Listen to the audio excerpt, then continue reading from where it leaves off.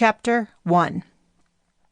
As we pulled into the entrance of the North Phoenix Gun and Archery Range complex, I was sunburned, dehydrated, and ridiculously happy as I held Liam's hand. He had arrived at the hotel that morning before we left for the official practice day of the Cactus Cup. "I can't believe you surprised me. You weren't supposed to be here until later today."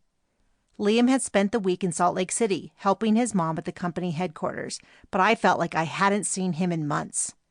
Moo licked the back of my ear with a loud slurp. I let go of Liam's hand to scratch behind Moo's ear until the gigantic black and white Great Dane settled into the back seat again. Liam gave me a sideways glance and smiled. "Mom told me I might as well take off early. She said I was moping about. I'd have corrected her, but instead I packed up the car and drove down." I snickered at the image of the tall, handsome man next to me moping about. "You should have told me." "I wasn't sure when I was going to arrive. I made great time getting here from where I stayed last night, and it was worth it." He squeezed my hand. I blushed a little, remembering my response when I looked up for my complimentary eggs at the hotel. I had seen him in the doorway, looking like a Viking warrior, and I had screamed so loudly that Mink spilled coffee in her lap. Then I had vaulted over our bow cases to hug him.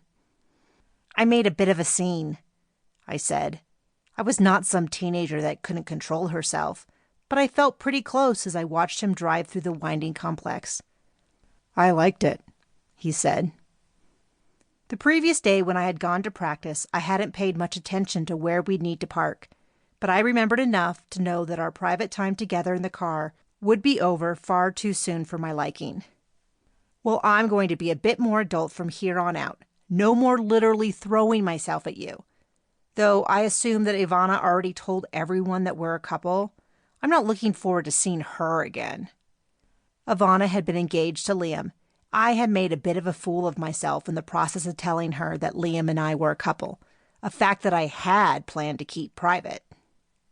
Liam stroked a thumb across my knuckles. "I have some good news about that. She won't be at this tournament with the rest of her team. She was offered a chance to be on some board-a-stand reality show and flew out already.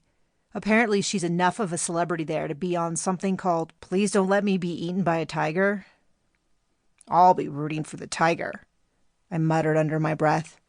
I had no reason to hold any malice toward her, other than good old-fashioned jealousy that she had once been engaged to my guy.